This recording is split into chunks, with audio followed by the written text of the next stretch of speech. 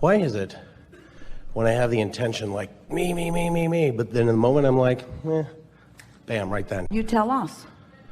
Resistance. I drop my resistance. Me. You're not calling on me. You're not calling on me. You're not calling on me. You're not calling on me. You're not calling on me. And when you don't care for calling on you, then then that vibration isn't active, and then the vibration that was active, that you're no longer trampling with your doubt, causes you to seem like the logical choice. Got it. Thank you. The entire world is revolving around you just like that. It's counterintuitive to you at this point, but it won't be for long. The more you effort, the more you are holding yourself in a vibration that doesn't let what you want come. Because you've already identified it's big and it's hard. And therefore I must try.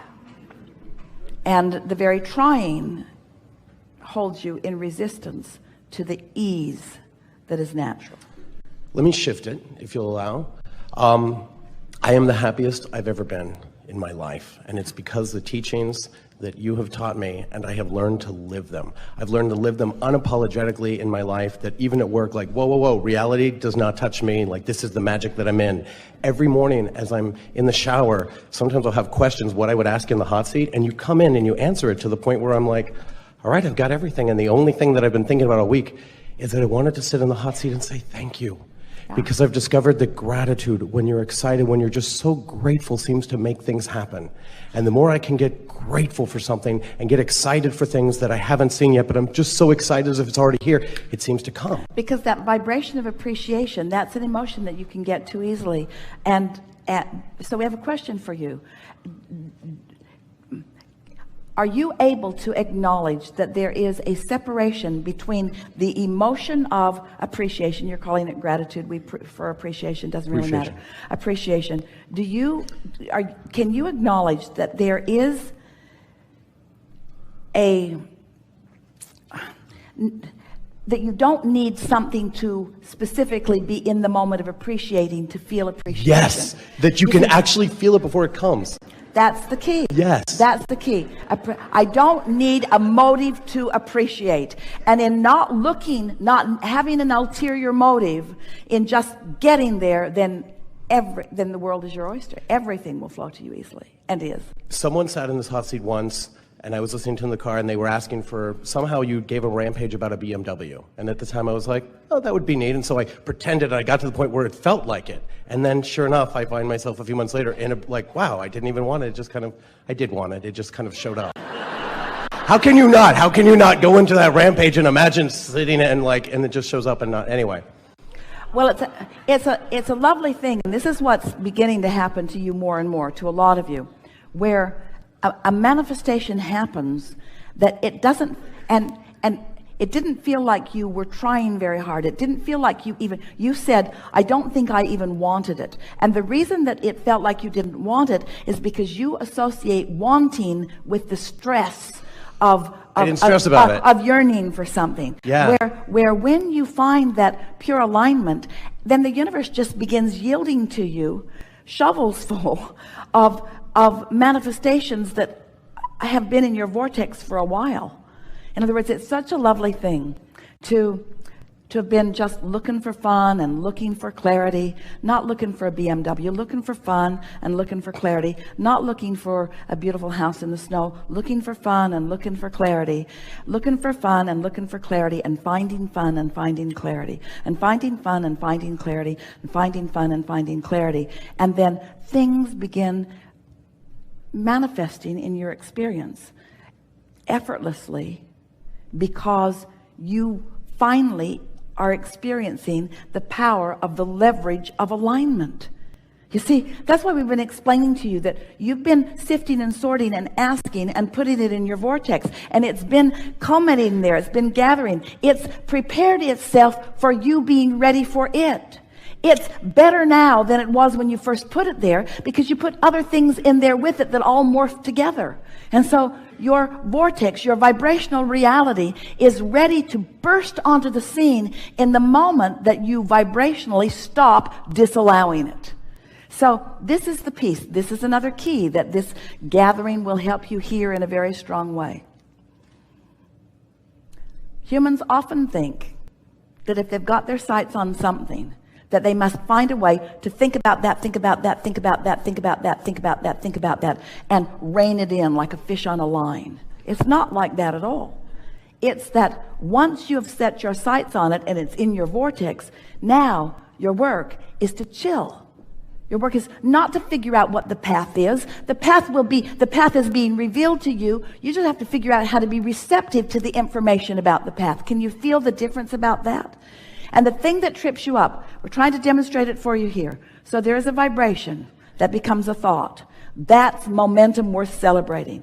But humans don't want to celebrate it until it's in the garage. So since it's not in the garage, you mess this up. And since it's not in the garage, you mess this up. And since it's not in the garage, you get another job. And since it's not in the garage, you work harder. And since it's not in the garage, you try to find all the behavior to get it in the garage. And all the stuff that you do to try to get it in the garage causes you to keep messing this up. You see what we're getting at? So if you can just find things that are easy to feel good about, then everything that you want will come into full fruition. You'll find it all in the garage. When you find it in the garage, and for me, I almost made a wish, just like I had seen people lose weight, and it gave me the like, wow, if they can do it, I can too. Yeah. I thought maybe it would be valuable if I lived such a magical, fun, happy life, I could show people it was true. And that seems to be the case, but it's like an on or off. Sometimes at a party, I'm like, don't ask me if you don't want to know, because I start to talk about Abraham. It's like I blast people and I feel it like, almost like a dimmer switch. Do you know that, like, everything is so amazing and so happy, sometimes, like, I almost want to hold it in until at a party, like, hey, how's your life going? Wah! And then I tell them and I can see them run away. Like, they don't want to hear that sometimes. Well, they want to hear, but here's the thing. They disconnect because they hear your words and they see your results. And this is the thing we've talked about here today. There is such a feeling of urgency to close that gap, to get to where I want to be, where what we're wanting to emphasize is that this is the only gap that you can close. In other words, the only gap that you have the ability to close right now is the gap between vibration and emotion. You can close that gap right now. You can accomplish the emotional manifestation. If you can hear this, you have the ability today to accomplish the emotional manifestation.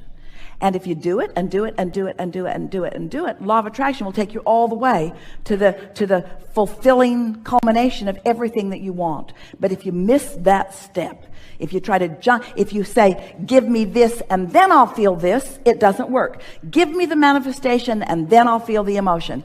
That's backwards. Find the emotion, and the manifestation is the momentum that will follow every single time. And once you get that, we've never said it more clearly, you've never heard it more clearly. Once you get it into alignment like that, then so much that's been in your vortex. You see, that's what people mean when they say, oh, I found you and now I'm happier. All that happened in their meeting of us is that we helped them to settle in to their natural vibration of allowing what they had already done all the work about. The work's already done. You got here, you explored, you asked, you filled your vortex full of so many things that are important to you. And now, as you find a way to just chill a little and reach for that unconditional emotion. I'm not happy because a BMW is on the way. I'm happy because I want to be happy. I'm not happy because I found my perfect mate or because my perfect mate is on the way. I'm happy because I'm happy. I'm happy because I'm happy. Turns out your necklace is the key.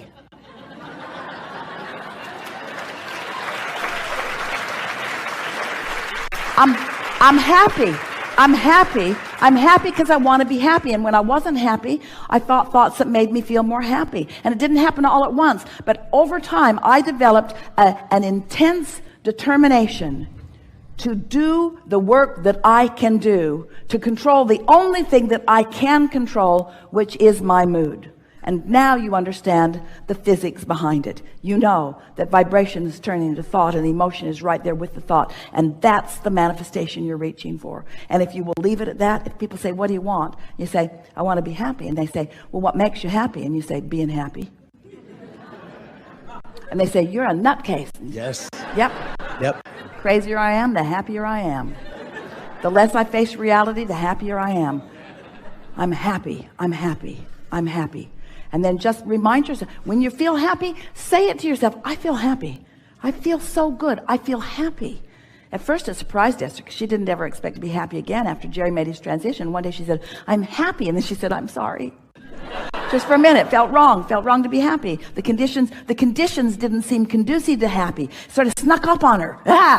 I don't think I'm supposed to be happy under these conditions. You're supposed to be happy under all conditions. You're supposed to be unconditionally happy. That's what's natural to you, you see. And then the conditions will morph into all of the nuances, all of the details, all of the stuff that you've been defining. And how do I share that and not blast people? What do I... Well, when you feel it, you radiate it. But here's the tripping point for you. You don't want to be happy to elicit a response from them. You want to be happy, and you want the response from them to be none of your business, because it isn't any of your business, because you can't control. You don't know where they are when they meet you. Somebody who's not happy, meeting a happy person, it never goes well. It never goes well. All you do is remind them that they're not happy. And then I feel terrible about it, I pushed them further down. And then when you explain to them why you're happy, that makes it even worse. It's like an indictment of what they're not doing. Right. And then they resent you. They wish for your demise. Yeah, I would say jealousy. I feel it all around me. And sometimes people are like, oh, well, how long is that going to last? And I think, oh, God, but I think I found something sustainable. I think I can make it last. What eventually happens as your happiness is something that you're consciously aware of, yes, and consciously accomplishing, then law of attraction begins to surround you with more and more people who understand that. But remember, the most significant thing that we said to you today, which is the most significant thing to this point that we've ever said to anyone, is that your relationship, the relationship is between you and your source. We've said it before, but you've never heard it so clearly. That's the relationship that you're seeking, because that's what happy is. Happy is letting all the barricades down and letting yourself radiate who you truly are, because who you truly are is happy. Because who you truly are knows who you are, knows your value, knows your heart, knows who you are, knows why you came, knows what you are about, knows the eternal nature of your being, adores you. Who you are is happy, happy, happy, because who you are is in alignment with source, with all that is good. It just doesn't get happier than happy. In other words, that's who you are. That's who you are. And appreciation. I am a being of appreciation, and I appreciate this work and knowing this. So let's square this up. If I'm happy and then thoughts of appreciation occur to me, really good unfolding of the path.